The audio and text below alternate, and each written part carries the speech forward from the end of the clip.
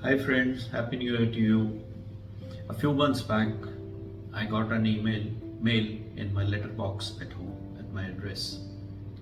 It was from Zomato, offering me 28% discount because I was their favorite customers and I could use this discount for the next 3 months.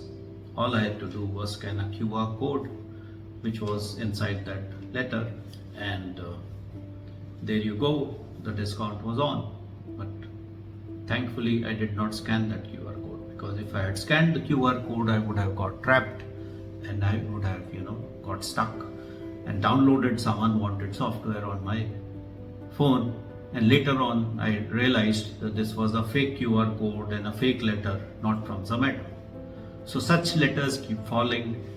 So this is basically a trap for customers. So it's a physical email which comes to your home, which you have to be careful about.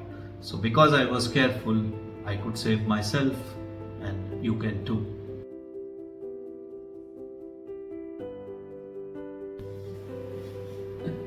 Hi, how are you?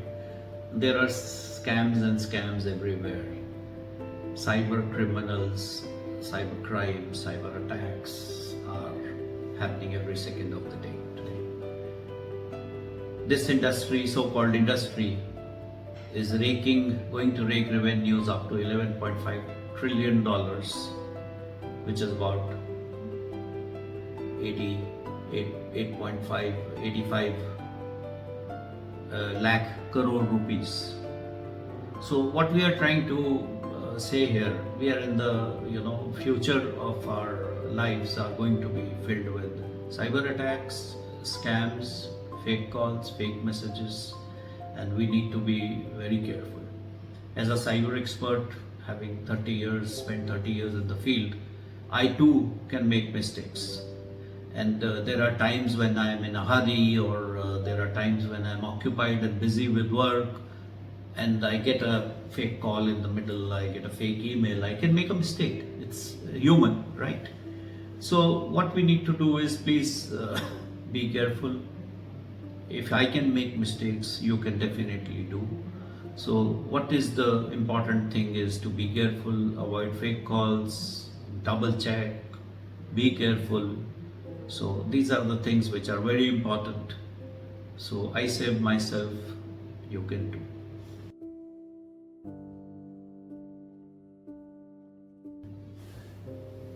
A techie in Bangalore recently lost 11.8 crore rupees to digital arrest. A woman in Vadodara lost 60 lakh of rupees. An elderly man in Mumbai lost 10 lakh of rupees to digital arrest. Now this is one of the most recent cases you would have been hearing in the news. It's all over the, even news channels, TV channels, media, newspapers. What is a fake digital arrest? I mean, of course, you have some idea. Let me explain to you. You get a call from CBI. It could be income tax, it could be FedEx, it could be customs, or it could be enforcement, authorities. They say that your Aadhaar has been misused, your PAN card Aadhaar number has phone number, and your mobile number also they have the details, and it has been misused for procurement of drugs or transfer of goods which was not allowed, and it has been caught at the customs or something like that. And those the boxes contain your name and Aadhaar number, and it's linked to your Aadhaar number, so that's why they're calling you. And because some of these could also relate to child porn, kind of accusations. So what it basically means, they try to tell you, okay, please come on a video call, we'll show you this evidence of documents, and because it's not just, they start with a call, but then they want you to join a video. And there on the video, on the other side, they show you fake documents from police department, authorities, higher authorities claiming to be that you are the culprit and you are being accused, and you are the accused and you've done something wrong, very seriously wrong, and you are very much in trouble, big trouble. And that big trouble scare is something that you need to, you have to be sure, you have to be careful, because that's what it's basically a threatening kind of message. And once you come on the video call, the threat threatens you. There may be 2 or 3 people, and suited booted people on the other side, which you can see, and they're trying to show the background of a great office and a official building or something, and they will try to show you document upon document and upon document, and they try to prove to you that it is your identity which is there and you are at fault.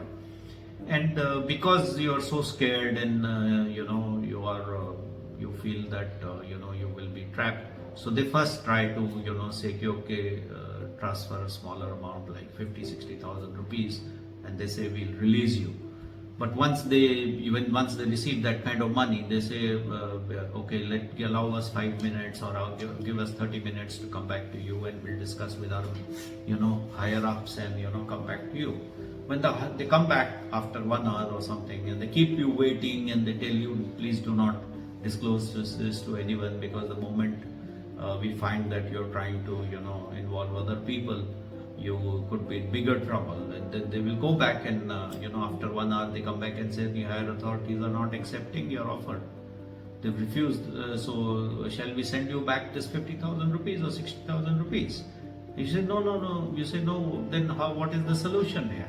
So they say we need maybe 5 lakh of rupees. So this goes on. This negotiation or increase in more money. You keep transferring small amounts.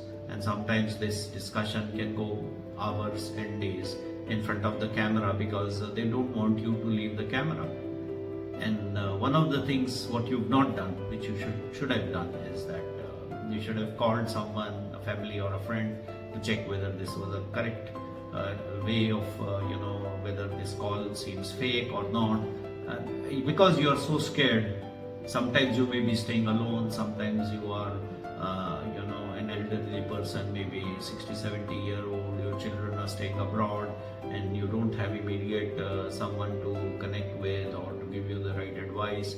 You are unsure, and you end up paying up this kind of money. Sometimes this could be other kind of traps as well, like invest in stock market. People I know of RB senior brigadier or a general, he lost something like 40-50 lakhs to these fake WhatsApp groups they made him invest into.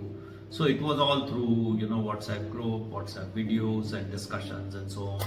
So there are so many things that are going ahead. So all the digital arrests, what we call a digital arrest, is basically they catch you in front of the camera, and they want you to be they threaten you, they scare you, they show you documents which look very genuine, but they are totally fake.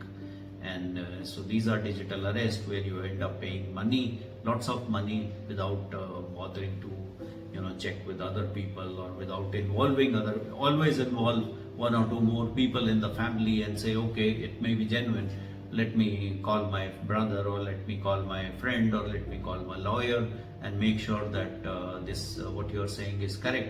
So these are things you have to be careful. This is a digital arrest, and this is one of the most common things people are getting trapped to, despite all the advertisements, despite all the news channels. It's basically because we are scared for our life, we are scared for our family, we are scared for the safety of our children, we end up paying up.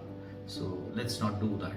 Please double check always. And even if there is a call and it says I'm the Prime Minister of the country, or I'm the DIG of police calling, please cut the line. Tell him to go to hell. I save myself, you can too.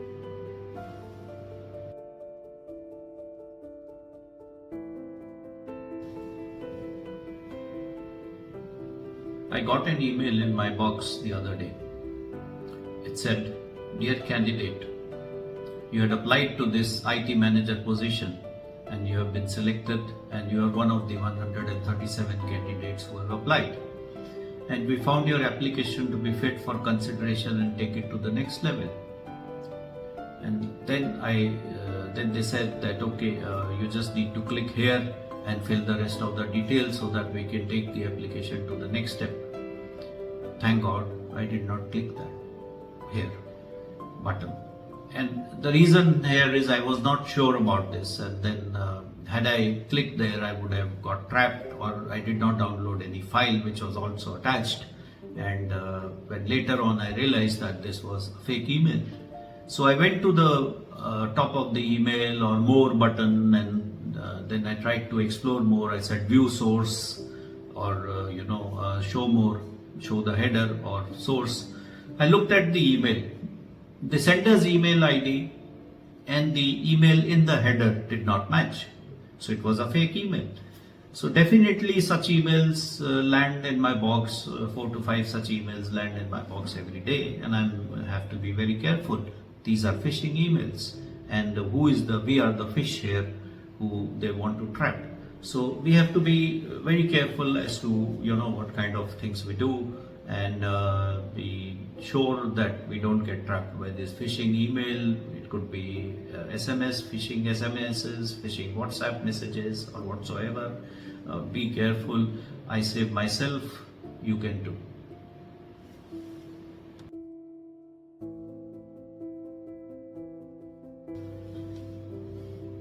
I got a call one day at around 6 p.m. and there was a policeman on the other line. He says, your brother has had an accident in his car, and he has injured a biker. And here, speak to your brother. And then my brother said, yes, I have hit a biker, and I need 12,000 rupees urgently to be paid to him for medical treatment. And that's how, so I was quite scared. But then I was not so sure, so I called my brother, and surely the voice on the other side was my brother, but I still said, let me check, double check. I called my brother and I asked him where he was. He said he was still working and he was late in office today. And that's how I realized that this is a fake, call, and somebody has cloned his voice. And such many calls are coming, and thankfully I did not react on that call, and I ignored that message, and I did not pay up. Had I paid, it was very easy for me to, this could be a call from my sister, mother, father, or a friend, and because their voice could have been cloned by someone. And how this cloning happens, let me tell you. You get these fake calls and fake numbers, and from fake numbers, they end up speaking to you and trying to make a conversation. This is the time when they record your voice. So, and then they later on can use this voice to clone your voice and give you a call from a fake number, and kind of fool you completely. So what you need to do when you get any call from a new number or an unknown number, and you do pick up the call to respond to that call, one of the things you should always do is wait for about 30 seconds before you start talking to that person. Unless you are 100% sure that this person is something, a call is useful to you, or you need to talk further, you should start talking. Else, because these people try to make conversation, and they will record your calls during your conversation, and you will not even know. And these fake callers can clone your voice and then misuse it to fool other people in your family and friend circle. So I save myself, you can too.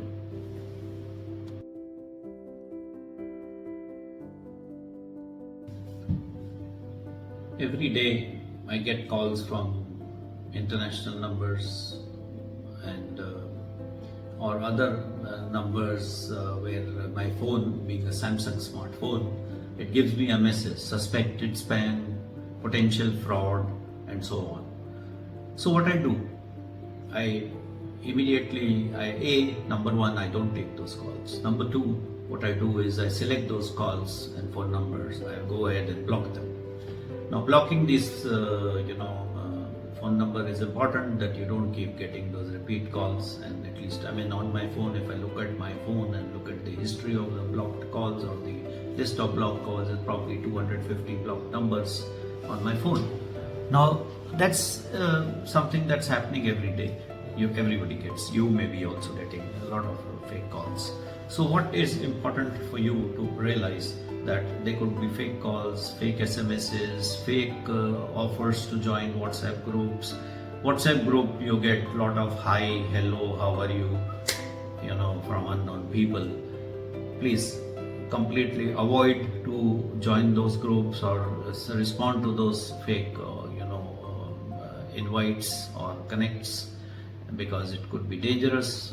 Many times the images of the girls are there on the profile DP.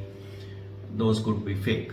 So it's very important to realize that fake and spam is very important, and the only way to save yourself is by avoiding such calls, ignoring such calls. If somebody is really wanting to make you reach to you, he will maybe call you 2 or 3 times, or he will send you an alternate message saying, this is so and so, and I want to wish to speak to you regarding something. Then it's a genuine call. But to begin with, if you stop taking unwanted calls, unknown calls, you stay safe, and that's the way it should be. So I save myself from fake callers, fake messengers. You can too.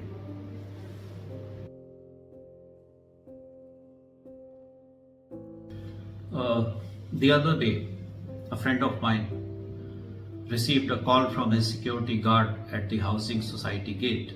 The 2 people wanted to meet him and deliver a court order. My friend refused to accept that message and told the guards to send them away.